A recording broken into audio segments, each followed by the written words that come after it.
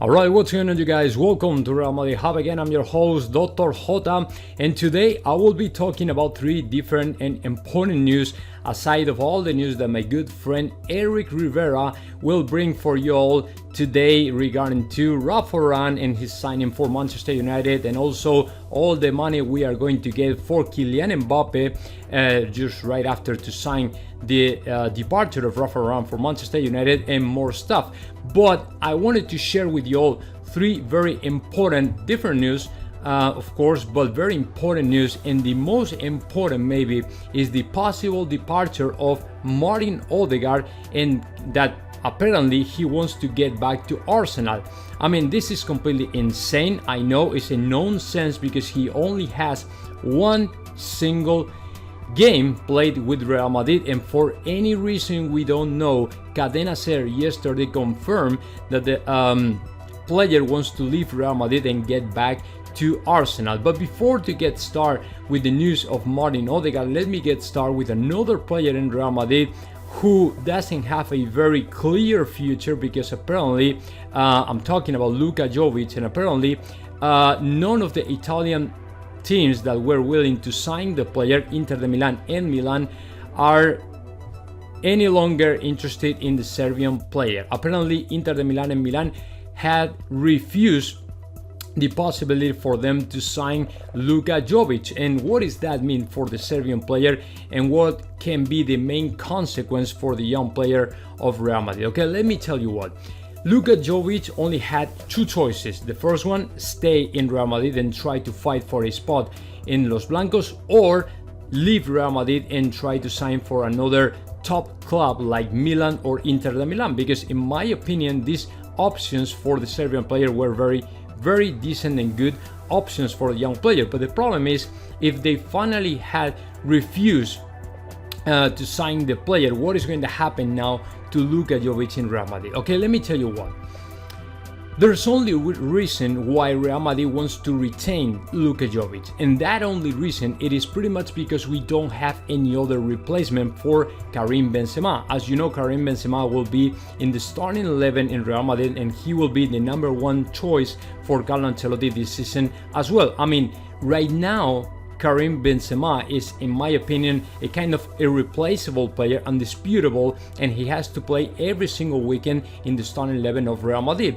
But the problem is we don't have any other player who is, in my opinion, able to replace at this point to Karim Benzema. So, I mean, Mariano Diaz is not an option anymore for Real Madrid. Mariano Diaz, in my opinion, is the third choice, is the third option for Carlo Ancelotti. And maybe Luka Jovic is the second one, but it doesn't mean that he will have so many chances to play in Real Madrid. The only reason why we are going to retain the player, it is because we don't have any other replacement, right? I mean, what we saw the other day against Rangers, it was not the best version of the Serbian player. Actually, he played very isolated. He failed completely trying to associate with other teammates, trying to connect with other teammates, trying to, unlock the defense or find gaps or spots or something like that, or even scoring goals. So in my opinion, it was a pretty messy game, not for him only, but for the rest of the teammates as well. But one of the players we were expecting to see more active and participating all the time, it was Luka Jovic, but he didn't. I mean, he failed completely. I mean, it's just one game, right? And you cannot judge a player for just a single game. But of course, this is something that is coming all the way from back in the day. I mean, Luka Jovic is a player who has been living in the middle of a drama in Real Madrid, and the top of that drama came when he had to get back again to Eintracht de Frankfurt to play on loan, because there was no choice, there was no chance for him to play in Real Madrid while Zinedine Zidane was on the bench. So the situation hasn't changed at all. It's exactly the same, because we are not seeing a different version of Luka Jovic. If he would show up, I mean, if he had showed up in the training ground in a very different shape, more active, with a different attitude, with less weight, of course, and things like that, I would tend to think that he is trying to improve significantly more in Real Madrid, is trying to succeed, is trying to fight for a spot or things like that. But the problem is the same with some other players that have failed in Real Madrid. Some people think that once you arrive to Real Madrid, that's it, you don't have to fight, you will find a spot in the starting 11 or things like that. But the things don't work that way in Real Madrid. It's a completely different story. When you arrive to Real Madrid, you have to keep fighting even harder to find a spot in the starting 11 of Real Madrid because you have a lot of competition. I mean, in terms of competition, the good news for Luka Jovic is that he doesn't have too much competition. I mean, Mariano Diaz, like I said, is not going to be anymore an option for Carlo Ancelotti, and he might leave Real Madrid this summer, so he won't have so much competition this year. But the problem is, it doesn't mean that you are going to succeed in Real Madrid or you are going to replace Karim Benzema in Real Madrid. I mean, if you don't have the level enough to play in Real Madrid, you will never become a possible choice, a possible option for Carlo Ancelotti. And if we can keep Benzema in a very decent level, I don't think that Carlo Ancelotti will try to replace him for Luka Jovic or try to give more minutes to Luka Jovic, replacing Benzema or things like that. So I don't think so. So Luka Jovic, he better improve a little bit more or significantly more, because now that he doesn't have any other team chasing him or willing to sign him, and he only has one option, which is staying in Real Madrid, he better improves a little bit more, because otherwise it's gonna be impossible for him neither staying and play for Real Madrid nor going out and sign for another team. So the future for Luka Jovic looks pretty dark, and I don't know though what is gonna happen. I don't know what is in Carlo Ancelotti's mind, but let me tell you, this is not pretty clear, and I really don't know what is going to happen to Luka Jovic in Real Madrid. So now let's move on and let's keep talking about some other different news. For example, let's talk about the arrival today of Eden Hazard and the return of Eden Hazard and some other players like Thibaut Courtois and Fede Valverde to the training ground, because today they apparently had undergo the medical test to see that they are okay, in a good physical condition and all the stuff, because everybody is so happy when it comes to Eden Hazard. Maybe Eden Hazard himself is so happy to get back and is willing to succeed and, you know, take advantage from this third opportunity that he will have in Real Madrid. But let me tell you what, I was checking his market price, how the market price of Eden Hazard has been evolving over the last 2 years, and it's dramatic, man, because the market price of Eden Hazard has dropped three times in the last 2 years. He went from a market price of about $165 million all the way down to $44 million, which means that right now Eden Hazard is a player who is worth in about the same thing, for example, Wesley Fofana from Leeds United. I mean, it is really crazy, because if you think about it, Eden Hazard was in the top 5 of the European soccer players 2 years ago. He was one of the best players in Europe 2 years ago, and right now his devaluation has been so great that even if we want to get rid of him this summer, it's going to be impossible, because you will never sell a player for maybe 40 million euros when he has been costing about 165 million. It is pretty impossible. It's impossible for Real Madrid to think even in that option. You know what I'm saying? That would be a complete failure, right? So both of them, Real Madrid and Eden Hazard, are really interested in succeeding and you know, improve significantly more. So the player, he will never reach though the same market price that he had in the past. But of course, if he improves a little bit more and he succeed in Real Madrid in a certain way, I'm not going to say that he is going to be in the starting 11 every single weekend, but if he is able to score more goals and being more important for the team and all the stuff, and provide with all the things he used to provide to Chelsea and all the things and things like that, in my opinion, he can, you know, get back to the market price he was supposed to be. I'm not going to say 160 million euros or dollars, but maybe I don't know, maybe 60 million for a player in his age is good enough. So the most important, aside of the market price, is how are you going to perform in Real Madrid this season. And there are a lot of expectation when it comes to Hazard, because over the last 2 years doing pretty much nothing for Real Madrid, we are expecting for the player to succeed finally in the third season in Real Madrid. So let's see how he gets back.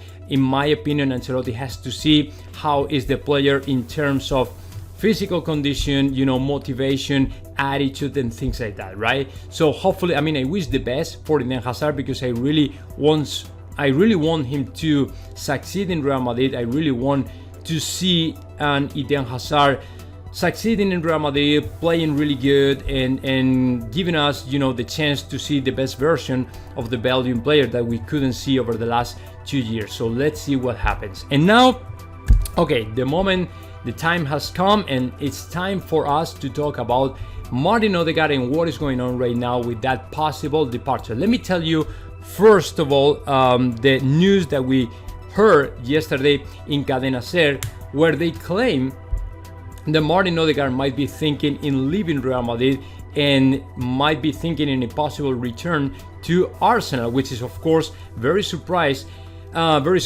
to me, because if you think about it, he only played one game the other day against Rangers.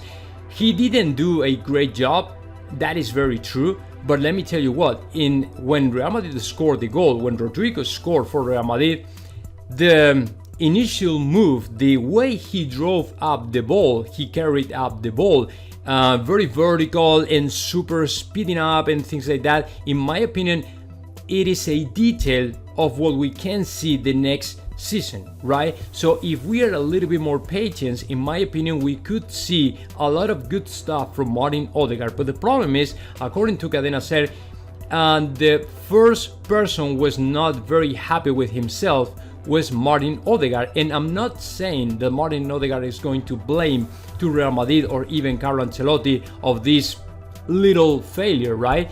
But in a certain way, he might feel like, okay, this is not going to work, this is not going to be good, and I better get back to Arsenal because it's a team where I can succeed and they love me and things like that. I don't know, but the problem is, those news, that information came out from Cadena Ser yesterday, but today Arantxa Rodriguez claimed the same thing, and it is Martin Odegaard is considering to get back to Arsenal. So in my opinion, this is kind of like, man, what are you doing? You don't have just one game. You can judge your own performance just for one game. It's the time for you to be patient, evolving a little bit better in Real Madrid, trying to keep working, keep pushing yourself hard or harder than you're doing right now, and try to fight for a spot in Real Madrid. It's the same thing I told you with Luka Jovic. When you arrive to Real Madrid, you can't think that you already have a spot. You have to keep fighting for it, though. You have to keep fighting for what you really believe that is good for you. And with Martin Odegaard, it's exactly the same. He has to keep fighting for a spot. The problem is, last season when he came back, all of a sudden, overnight, he came back from Real Sociedad, he felt kind of disappointed with Zinedine Zidane, just because he was thinking he was going to play every single weekend in Real Madrid. And finally, Zinedine Zidane decided to put in the starting 11 to Luka Modric ahead of Martin Odegaard, and he felt kind of betrayed or disappointed or whatever you want to call it. And then he decided to leave Real Madrid and go and play in Arsenal on loan. And now he might be thinking the same, just because he had just one game, and all the criticism and some people out there blasting Martin Odegaard because we didn't see the version that we were expecting to see for the Norwegian player and all these kind of things. But man, this is Real Madrid.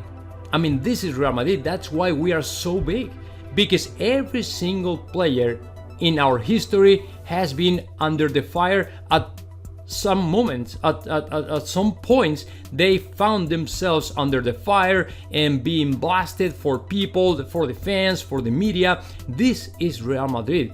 That is what Real Madrid is like. If you think otherwise, then go out and play in another team, because Real Madrid is not for you, man.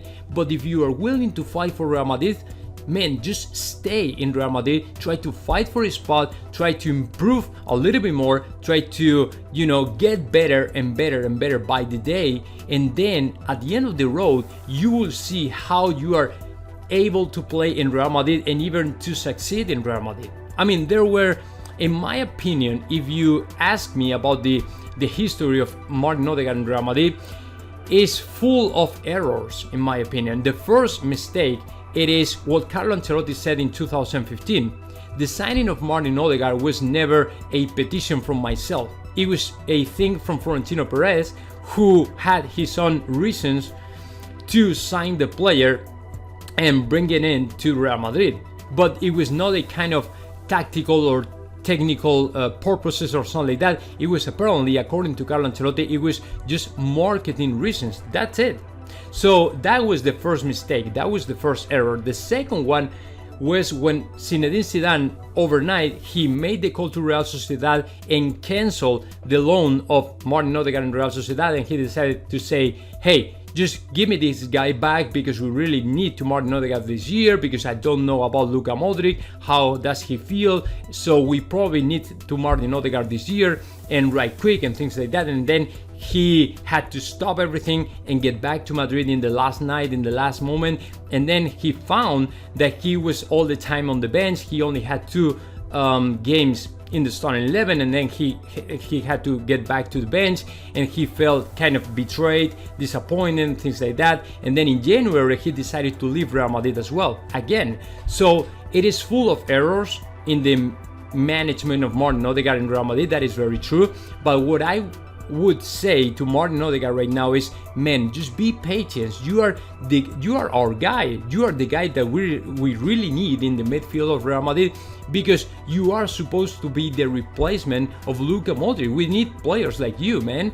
So don't go anywhere. It's the time for you to stay in Real Madrid, fight for a spot, and see what happens.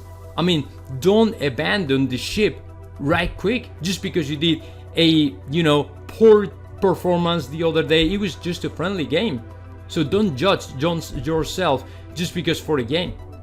I don't know, man, this is kind of disappointing because I was not expecting at all to hear something like that from Martin Odegaard, and hopefully he stays in Real Madrid, because we really need a player like Martin Odegaard in Real Madrid, and for a long time. So let's see what happens, guys. Now let me know your thoughts about that. Just comment in the section below, and of course subscribe my channel, Real Madrid Hub.